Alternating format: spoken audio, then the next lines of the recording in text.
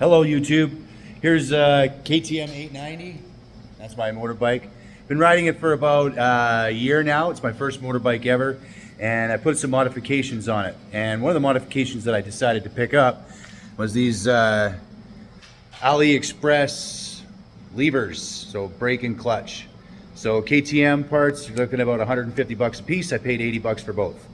Now, here's the issue. Wiggle, wiggle, wiggle, wiggle, wiggle. Right? Uncool. So, what do? I'm just trying this, right? Like, just try it. On tight. Oh yeah. The piece that they said would never come off. Well, what I'm doing today is for my good buddy Ian. He gave me some shim stuff. I was originally going to use a washer, but it's only like 0.5 millimeters that I need. This is what I made. Pretty simple, right? I've got this little teat that I'm going to be able to use to push it in. And then after it's in, I'll just bend it down and then cut it off. That's the plan. Oh yeah, wear some gloves. Actually, wait a second. Don't put the gloves on until you actually get your piece of tape up. I can get these goddamn gloves off. Okay, like so. And just put a little piece of tape over them. They don't move too much. All right. All right, they're moving anyways. Whatever. Thought that counts. So I'm going to try and hold this down with my finger and then just drill right through it. Right?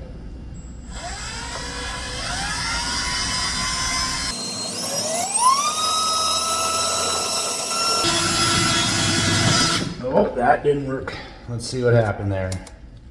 Look what happened. Ah! All right, assessing the damage here. I mean, it's not too bad. I think it's recoverable. What I'm going to do is, you know, beat the shit out of it. I got a hammer somewhere over here. Woohoo! Working. Got a little bit over on the edge. Just sort of snip that off with some tin snips. Make sure to sweep that up, otherwise the old lady will get pissed when her tire picks that piece up. You don't have to hit your finger. There we go, that's it. All right, now these holes don't have to be absolutely perfect. I made them a little bit bigger than what's gonna go in there. I'm gonna fine tune this a little bit. There's no sense in you watching me do this, but I don't know, maybe I'll do like a time lapse thing or something like that.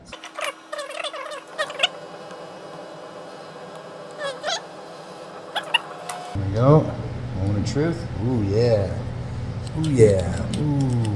Ooh. Okay, remember, fit test. Let's see if she goes. Ooh, no. Use a bigger drill bit. Oh, did I break it? Nope, but I think I made the hole bigger.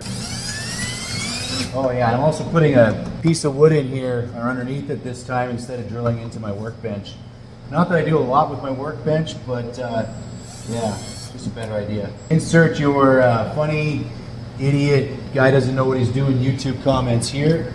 Because I don't know what I'm doing. I'm just trying this. I'm just trying this, right? Like, just try it. Like, what's gonna help? Or what's it gonna hurt? On tight. Oh yeah. You see that? That's what I did there. Woo! It'd be great if these were just perfectly circular holes and I had a beautiful YouTube video to show you.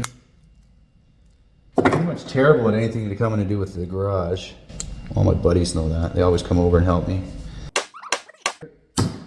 So, now, look at that. That's what we're gonna try. At this point in the game, we're just gonna give it a shot. Go time. Sure that you got everything as clean as possible in here. The other thing you need is this little rubber hoohickey here. Goes onto the lever like so.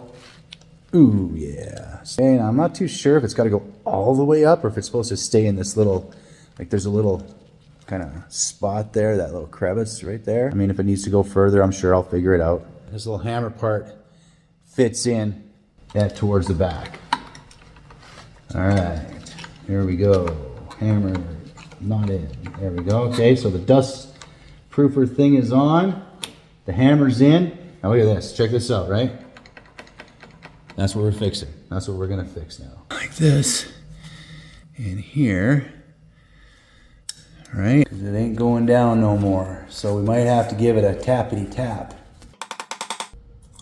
All right, so obviously that I can pull like that. I'm not even close. Yeah, it's supposed to go down through here. I can see it now, and it's supposed to thread into that. And it still wiggles. Damn it. So I put these two shims in, right?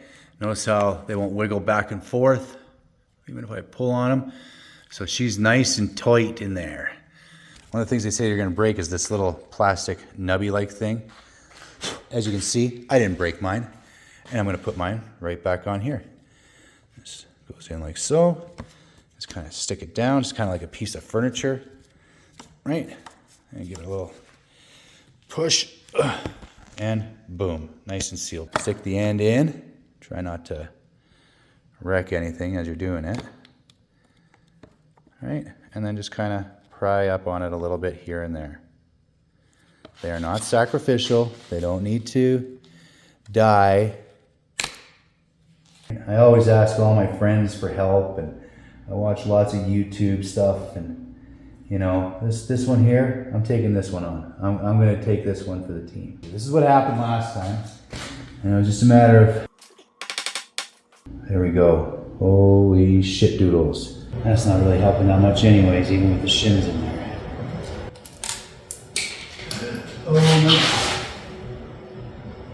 Oh my God. Okay. Well, that's fucking terrible. 2 hours later. Hey, so some more advice for you do-it-yourselfers like me for the first time. As I said before, I don't usually get around to doing much garaging and stuff like that, let alone on my motorbike and stuff. But one thing you can be sure of is that if there's going to be something like an accident that happens, it'll probably happen for the newcomers because we haven't done it before yet. So one bit of advice I will give you is not to work on your motorbike over top of a drain. Yeah. I just finished making my way back from a home hardware store and with a magnet that didn't fit down there, so I ended up removing it all because that one bolt that I'm trying to get in, yes, that one bolt that I'm trying to get in, fell off the back of my bike and straight into there. Don't park over a drain when you're working on your bike. See if that'll get it in. Now remember, I mean, these bikes are expensive, and I couldn't even imagine how much this bolt would have cost me had I completely lost it. But when you tap things, you have to be very careful. A Happy Gilmore tap, just a tappity tap tap. Ooh, felt like that kind of jolted up a little bit. Nope, totally didn't work. Okay.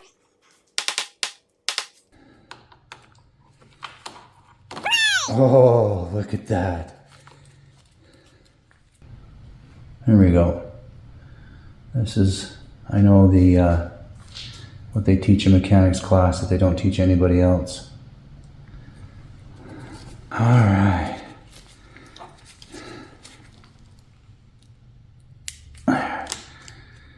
No wiggle. No wiggle. All right, so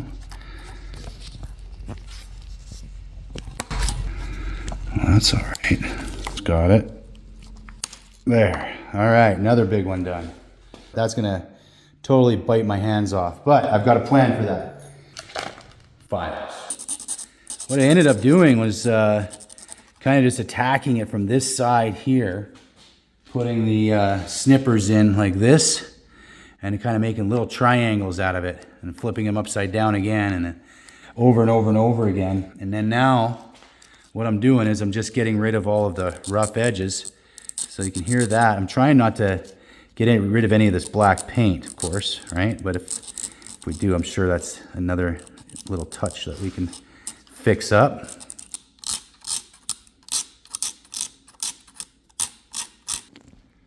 So you can barely even see it. So the copper pieces are right underneath there. See that? And those are all filed down nice. So there's not too many sharp edges on it. You just got to kind of keep aware. And that's it. It only took me, I don't know, 5 hours. But you know what? I did it myself. And my mechanic buddies, they're going to be proud of me. I'm proud of myself.